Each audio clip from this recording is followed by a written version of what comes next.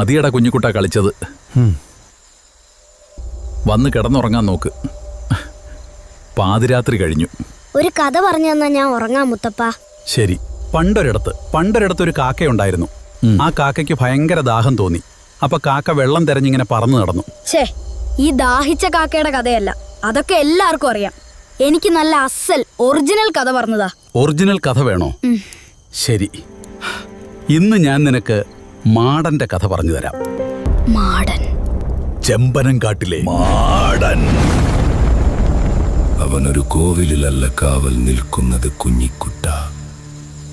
ഈ മണ്ണിലാണ് മനുഷ്യൻ പരസ്പരം വെട്ടി വീഴ്ത്തി കൊന്നൊടുക്കിയ ചോരയുടെ മുകളിലാണ് അവന്റെ വാസം. ദേ, ഈ കാണുന്ന പനമരങ്ങളുടെ വേരുകൾക്കിടയിൽ കാലം മൂടിവെച്ച അത്രയും വലിയൊരു നിധിയുണ്ട്. ആരും ഇന്നുവരെ തൊട്ടിട്ടില്ലാത്ത ശാപം കിട്ടിയ നിധി. കാറ്റിനു പോലും അങ്ങോട്ട് കയറാൻ പേടിയാണ്. ആ കാട്ടിലെ ഓരോ പനമരത്തിലും ചുറ്റിയിരിക്കുന്ന ആ ചുവന്ന തുണി കണ്ടോ? അത് വെറുമൊരു തുണിയല്ല, അതിർത്തി കടക്കാൻ നോക്കുന്നവർക്കുള്ള മാടന്റെ മരണക്കയറാണ്.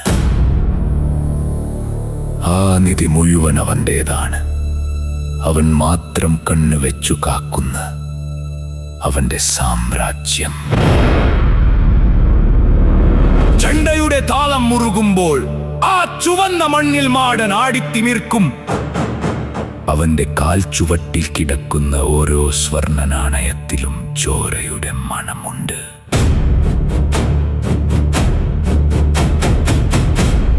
ആ നിധി നിനക്ക് വേണമെങ്കിൽ എടുത്തോളൂ കുഞ്ഞിക്കുട്ട.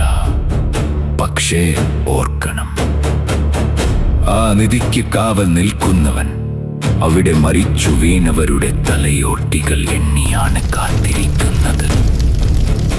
അവനെ നേരിടാൻ നിനക്ക് ജീവനിൽ കൊതിയില്ലാതിരിക്കണം.